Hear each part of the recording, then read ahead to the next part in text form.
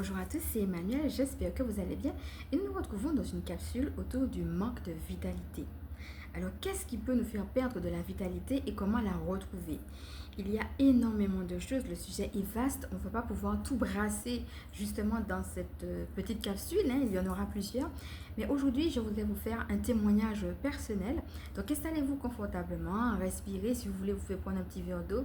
Donc, ça sera de manière très informelle, hein, un petit peu, voilà, comme une causerie. Je vais vraiment m'ouvrir un petit peu. Donc peut-être qu'il y a des gens qui savent déjà et peut-être qu'il y en a aussi qui vont prendre les informations en cours. Et l'idée, ça ne va pas être forcément d'accentuer sur les fausses croyances et le jugement. Donc si vous êtes intéressé, je vais vous laisser vraiment voir la capsule qui en parle. Mais ici, ça sera plutôt de voir comment certaines fausses croyances viennent peser dans notre vie spirituelle et comment à partir de là, et bien même en étant Dieu, on peut quand même perdre de la vitalité, voire même un petit peu passer à côté de certaines choses. Donc c'est parti. Alors pour ceux et celles qui ne le savent pas, je viens de Martinique. Je sais que l'homosexualité est de plus en plus, on entend de plus en plus parler de ce que c'est, etc. Il y a de plus en plus de choses qui sont faites contre l'homophobie, des associations, la gay pride, tout ça, mais ce sont des choses qui n'ont pas toujours existé. Moi, je viens dans un pays, dans une famille, dans une culture, etc., où tout cela était d'une part complètement tabou. Donc, c'est des choses dont on ne parlait pas, et puis diabolisé.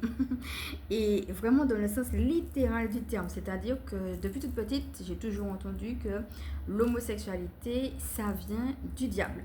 Donc il y a comme ça, bien sûr je vous fais un témoignage personnel et après c'est à vous d'adapter aussi par rapport à ce que vous vivez vous, des choses qu'on entend et puis on nous a tellement appris que c'est comme ça que inconsciemment on se dit oui mais si ça vient du diable, je ne peux pas me permettre d'être ça. Si moi je suis en Dieu, je ne peux pas me permettre d'être homosexuel puisque être homosexuel ça vient du diable. Voyez? Plutôt que de nous retrouver dans cette dynamique d'ouverture, hein, comme on a déjà eu l'occasion de le voir ici, on va se fermer à quelque chose que l'on croit juste. On se dit, mais oui, mais c'est pour plaire à Dieu. Donc si j'aime Dieu et que Dieu m'aime, forcément, ben, dans notre relation d'amour, je ferai tout pour aller dans le sens de ce qu'il me demande. Donc dès le départ, je décide que ça et ça, c'est pas bon, puisqu'on m'a déjà dit dès le départ que ça vient du diable. Voilà. Donc moi, par exemple, on m'a dit que tous les homosexuels iraient en enfer. Voici encore une deuxième chose que j'avais apprise. Inutile de vous dire, hein, quand on est en Dieu, on croit en la vie après la mort. On n'a pas du tout envie d'aller en enfer, mais ce n'était pas mon cas non plus. Et je pense que vous me voyez venir. Pour moi qui suis justement une femme masculine, hein, comme j'ai eu l'occasion déjà de le dire, eh bien, alors je fais quand même une petite parenthèse. En fin de compte, c'est-à-dire une femme qui se sent comme un homme à l'intérieur d'elle-même. Donc moi, je suis genfluente. Je vais vous laisser faire vos propres recherches dessus. Hein. La vidéo ne va pas parler sur le fait d'être genfluente, mais c'est de voir comment, à certaines périodes, je vais plus me sentir femme et à d'autres périodes, je vais plus me sentir comme un homme et même fonctionner comme un homme.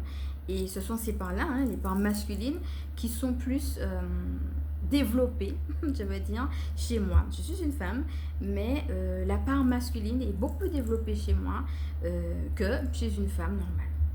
Donc, bien entendu, on m'a appris et cadré dans ce que doit être une femme normale et de manière très très culturelle en plus. J'aurai l'occasion certainement de revenir dessus dans d'autres vidéos, pourquoi pas. Mais là, l'idée, ça va être que, bon, déjà, premièrement, comme on ne parlait pas d'homosexualité, ben forcément, c'était quelque chose qui ne pouvait pas être.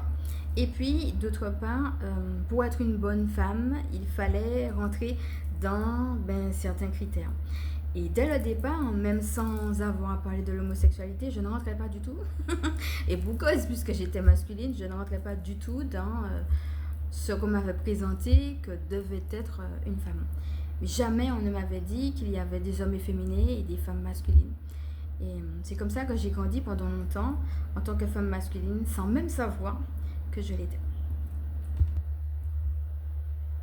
Je me suis mariée avec un homme. J'ai eu un ménage qui a été ce qu'il a été. Là encore, hein, la vidéo est reportée sur mon ménage qui depuis n'est plus. Hein, je suis divorcée aujourd'hui. Là encore, il y a eu pas mal de choses à dire sur le mariage. mais on ne va pas forcément tout dire ici. Euh, donc, juste une parenthèse, si jamais vous avez des questions qui vous remontent, mais que ça reste quand même dans le cadre de la spiritualité, vous pouvez toujours les mettre en commentaire, peut-être pour alimenter d'autres idées de vidéos par la suite. Et en fin de compte, après mon divorce, je me suis dit, pourquoi mon mariage, il avait marché? J'ai fait ce qu'on m'a dit, et puis surtout, j'ai été à l'écoute. Alors, il y a avant, hein, est-ce que c'est le mariage, est-ce que c'est l'homme de ma vie, etc. Bon, toutes les questions qu'il y avait. Et puis, il y a pendant aussi, il y a pendant le mariage. Et en fin de compte, c'est comme si je me suis dit, mais il y a quelque chose que j'ai loupé, mais je ne sais pas quoi. Il faudrait que je sache. Je voudrais poser les choses, analyser, comme s'il faut que je fasse le deuil. Mais je ne peux pas faire le deuil si je ne comprends pas. Il y a quand même quelque chose qui m'échappe là. Et je voudrais vraiment savoir qu'est-ce que c'est. Et là, du coup, j'ai été encore plus à l'écoute. J'étais déjà, hein, je crois vraiment que c'était une phase de ma vie nécessaire, voulue de Dieu, hein, parce que c'est lui qui m'avait emmené dedans. Là encore, j'étais très étonnée de voir comment Dieu pouvait m'amener dans quelque chose alors que ça ne marche pas, parce que dans ma tête c'était pour la vie, puisque ça vient de Dieu. Et je ne savais pas à l'époque certaines choses que Dieu demandait, enfin en tout cas concernant le mariage, que ça pouvait être ponctuel et qu'il y avait autre chose à entendre derrière. Donc il a déjà fallu m'intégrer justement par rapport à cette nouvelle croyance-là. Et puis pouvoir dire, ok, alors quelle est l'autre chose que je dois entendre, puisque ce que j'avais déjà compris, vu, vécu du mariage était terminé. Alors c'est comme ça qu'on arrive à une écoute intérieure, je dirais, plus profonde. Et à ce moment-là, je me rends compte justement que je fonctionne différemment que ce qu'on m'a dit. Donc j'observe les différents comportements que j'ai. Je ne savais pas, le mot genfluente à l'époque n'était pas très à la mode, je n'avais jamais entendu en tout cas. Et en fin de compte, je me suis juste rendu compte, je dirais que je fonctionnais différemment. Il y avait des phases où je fonctionnais d'une manière, d'autres phases où je fonctionnais d'une autre façon, je dirais. Il y avait des phases où j'étais, je dirais, peut-être plus dans l'ouverture, dans le fait de... peut-être dans l'expression, le fait d'avoir envie de parler, etc. Peut-être plus dans la compréhension aussi des autres. Et puis il y a d'autres phases où j'avais plus rien envie de comprendre et où j'étais plus dans l'action et les décisions et beaucoup moins dans la parole. C'est pas que j'allais pas comprendre, mais j'allais trancher beaucoup plus vite. Et tout a commencé par ça, je me suis dit, ah ben tiens, il y a des moments où je suis plus comme ceci que comme cela. C'était très intéressant parce que dans la vie, peut-être, il y a des moments où il faut trancher, puis il y a des moments où il faut plus écouter. Je tenais compte de comment je fonctionnais pour faire justement ce que j'avais à faire. Et c'est là que je me suis rendu compte que ça revenait de manière cyclique. Il y a vraiment des périodes où je fonctionnais d'une manière, puis d'une autre, une des périodes où je fonctionnais d'une autre. Et il m'a encore fallu justement avoir d'autres expériences et d'autres interactions pour comprendre que ce que je vivais, c'était tantôt, comme je disais, fonctionner comme une femme, tantôt comme un homme, et comprendre que j'étais genfluente. Alors pour tout vous dire, au début, je me considérais comme un monstre. Ce que je vivais était tellement différent de tout ce que j'avais entendu, de tout ce que j'avais vu. Ça faisait tellement bizarre et puis j'en entendais tellement pas parler que je me suis vraiment considérée comme un monstre en fait. Et toujours en étant à l'écoute de moi-même, je me suis rendu compte que j'étais attirée par les femmes. Et une chose en a emmené une autre. Et je me suis tout simplement rendu compte que j'étais lesbienne. Bon, alors comment on fait quand on est dans le divin, qu'on veut lui plaire et qu'on est lesbienne? Voyez un petit peu comment ça pouvait être un petit peu bizarre. Mais par rapport à ce que je disais sur le manque de vitalité, j'ai mis du temps, beaucoup de temps à me rendre compte que comme c'était quelque chose qui était très très intérieur et quand même assez enfoui, c'était peut-être inconscient, mais c'est comme si toute ma vie, je me suis forcée à fonctionner comme une femme en pensant en plus que c'était comme ça qu'il fallait être. Et en fin de compte, c'est tout simplement parce que ça ne me correspondait pas. Mais comme je ne savais pas que ça ne me correspondait pas, que je ne savais même pas que j'étais genfluente, quand je voyais des trucs, je me disais, bon, c'est la vie, c'est à cause du caractère, c'est à cause de ceci, de cela. Et en fin de compte, c'est quand je me suis approprié qui j'étais et quand j'ai accepté aussi d'être lesbienne et d'aller vers des relations avec des femmes, que j'ai senti la différence. La première fois que je sortais avec une femme, j'ai senti la différence, mais tout de suite. Je me suis dit, mais putain, c'est facile d'aimer. Ben ouais, c'est facile. Parce que j'étais tout simplement dans mon statut d'homme. Je fonctionnais comme un homme. Mais je fonctionnais parce que je suis comme ça. Donc, c'était normal que c'était facile. Et c'est quand j'ai eu cette relation-là que j'ai compris pourquoi avec les hommes, mon ex-mari et les autres, ça a pu être aussi difficile, aussi ardu. J'ai eu l'impression vraiment d'avoir des rames et puis de devoir toujours faire des efforts. Et je me suis dit, mais c'est normal, tu es en train de te forcer à être quelqu'un d'autre que tu n'es pas et tu ne le sais même pas. Donc ça m'a vraiment mangé énormément d'énergie. Et quel que soit ce que vous avez, parfois il faut savoir qu'on veut faire d'une manière, on pense que c'est juste, mais si c'est pas nous, tôt ou tard, on va se rendre compte qu'il y aura un décalage. Mais en nous-mêmes, et le fait que ça nous mange comme ça de l'énergie, c'est quelque chose d'inconscient mais de bien réel. Moi je sais que c'est comme si il y a fait quelque chose qui s'est ouvert à l'intérieur de moi et tout à coup c'est comme si l'énergie était beaucoup plus fluide quand j'ai accepté tout simplement et bien que j'étais attirée par les femmes et d'aller vers elles. Je me souviens, la première fois que je sortais avec une femme, c'est rien dit. Bien entendu, il sait, hein, je savais qu'il savait, il est Dieu. Je parlais de tout sauf de ça. Et puis à un moment donné, eh ben, je suis venue et je lui ai dit, je sors avec une femme. Comme s'il ne le savait pas. Et là, j'entends distinctement, oh ma fille, pourquoi tu mets tant de temps à venir me le dire? Avec tellement d'amour. Et les larmes coulaient. Et là, j'entends distinctement Dieu qui me dit, je n'ai jamais dit que tu étais ça. Et à ce moment-là, j'ai des choses qui reviennent, hein, puisque des choses qui reviennent de point de vue sexuel, hein, de ce que j'avais pu avoir vécu ou autre. Et je réentends jamais.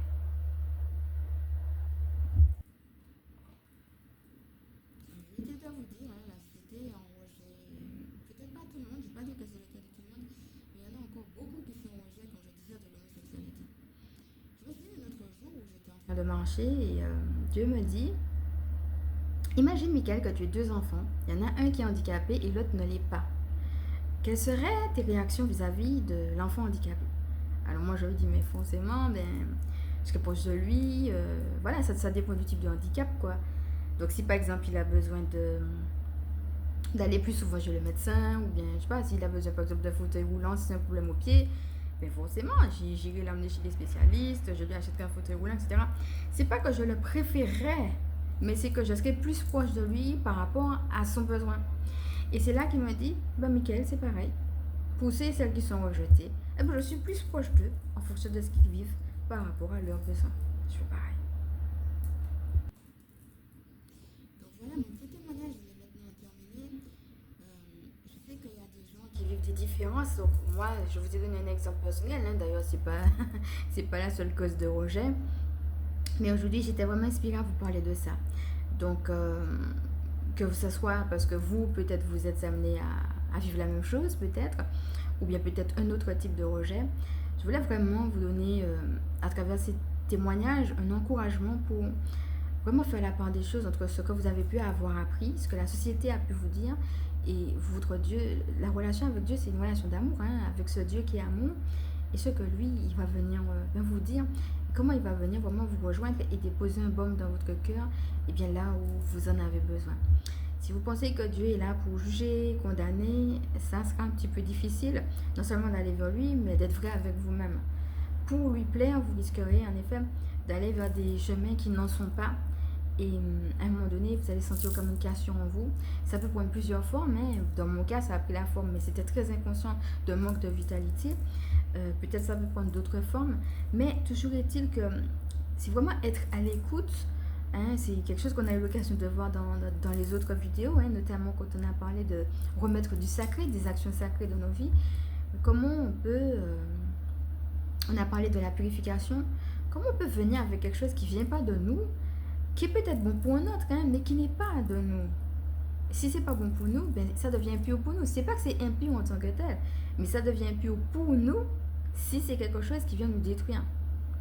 Donc, il faut en prendre conscience justement pour se drainer de tout ça, hein, pour laisser la source nous nettoyer et puis pouvoir poser des actions sacrées, mais en fonction de qui nous on est. Hein. On avait déjà beaucoup dit par rapport justement à Saint Alphon, hein, que je vous laisse découvrir dans la vidéo concernant les anges, la dernière.